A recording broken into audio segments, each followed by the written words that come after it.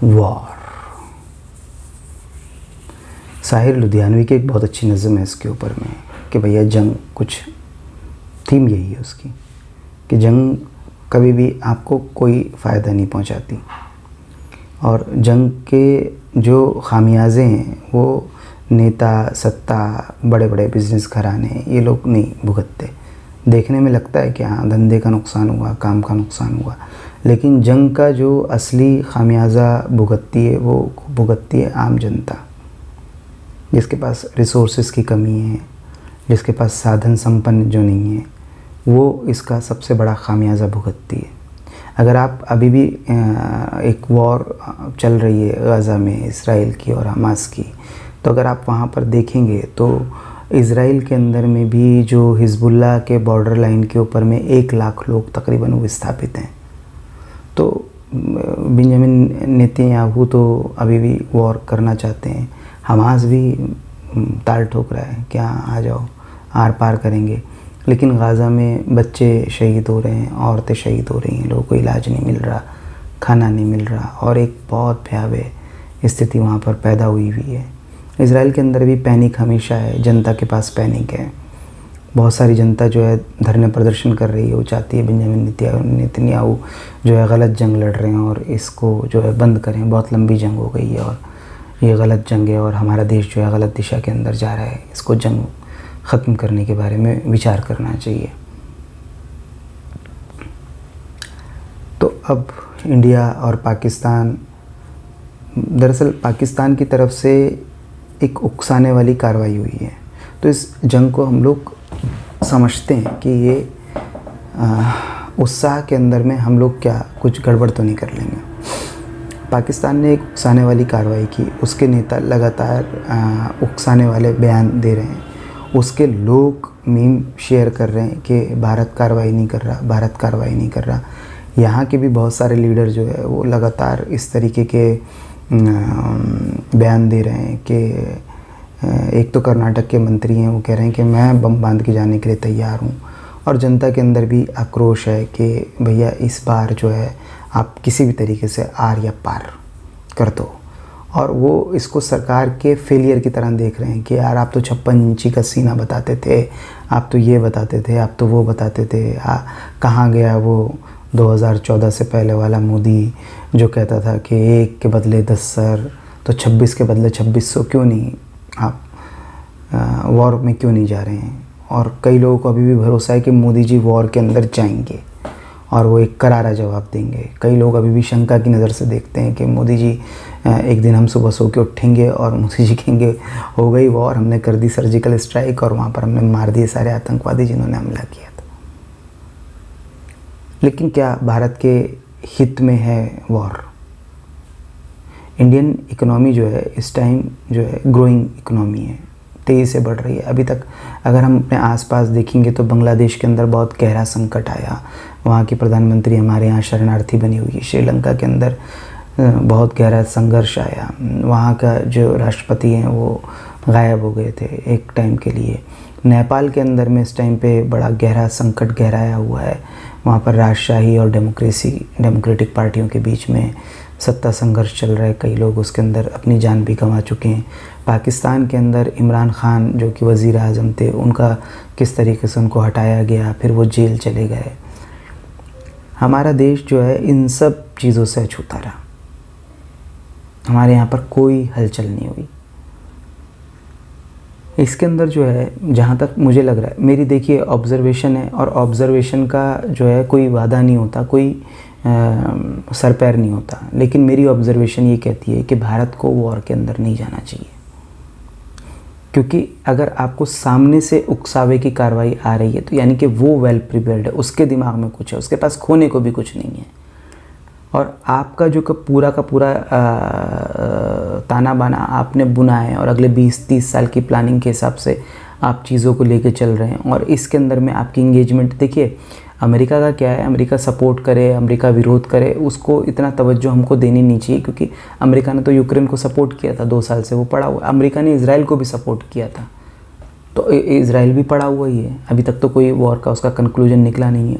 तो ऐसा मुझे पर्सनली मुझे ऐसा फीलिंग है कि एक हिंदुस्तान की एक घेराबंदी हो रही है, क्योंकि एक ग्रोइंग इकोनॉमी है और चाइना भी इस टाइम पे चाहता नहीं है कि एक म्यान में दो तलवारें आएँ, और अमेरिका भी चाहता नहीं है कि एशिया के अंदर पहले ही वो एक से परेशान है और अब वो एक और वहाँ पर इमर्जिंग इकोनॉमी खड़ी हो जाए और वो उससे भी compete करना उसको पड़े, और कि सारी की सारी इकोनॉमी जो है वो यूरोप और पश्चिमी देशों से एशिया की तरफ ट्रांसफ़र हो जाए। तो यहाँ पर एक घेराबंदी शायद हिंदुस्तान की, मुझे ऐसा लगता है, की गई है। एक तरफ से बांग्लादेश जो है वो उकसाने वाले बयान दे रहा है, एक तरफ से चाइना तो आपको पता ही है जगहों के अंदर में आगे बढ़ता जा रहा है और वो लगातार हिंदुस्तान को उकसा रहा है, प्रेरित कर रहा है। और पाकिस्तान ने ये कार्रवाई पहलगाम के अंदर कर दी हमारे टूरिस्टों को, तो यकीनन आप क्रोधित हैं, आपको दुख है, आपको बहुत सदमा लगा है।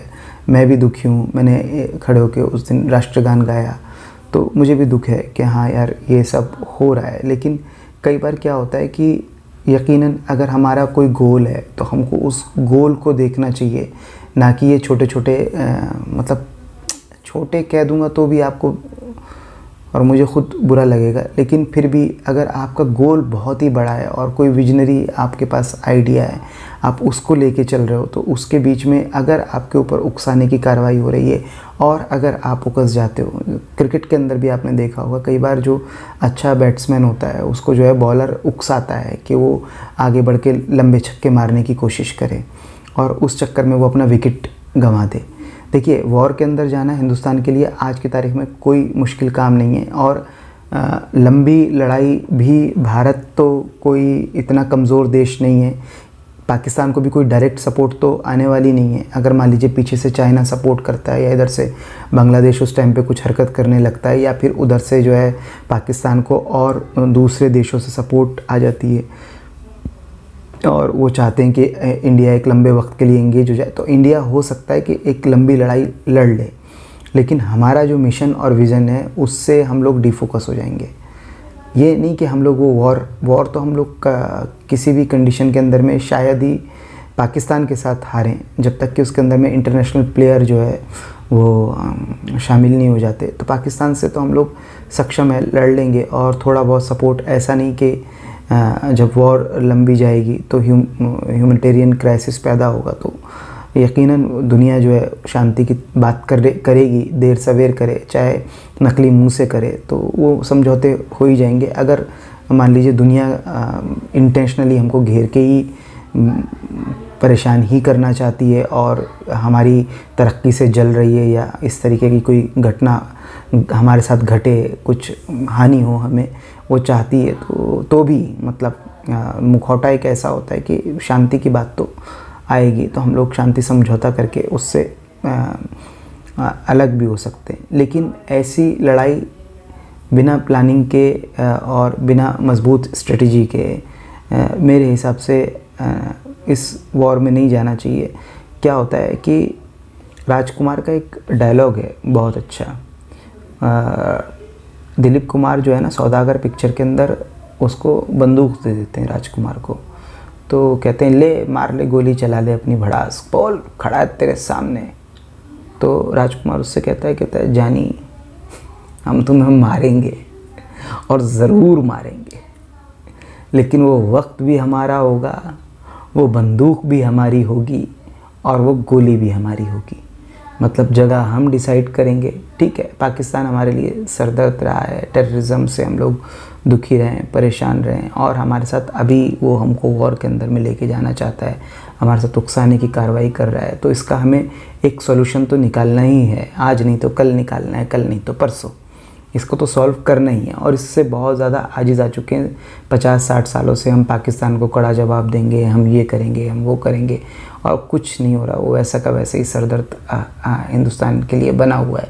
तो इस कंडीशन में उसको तो हल निकालना ही है, लेकिन हल निकालना है वो जगह भी हमारी होगी, बंदूक भी हमारी होगी, वक्त भी हमारा होगा।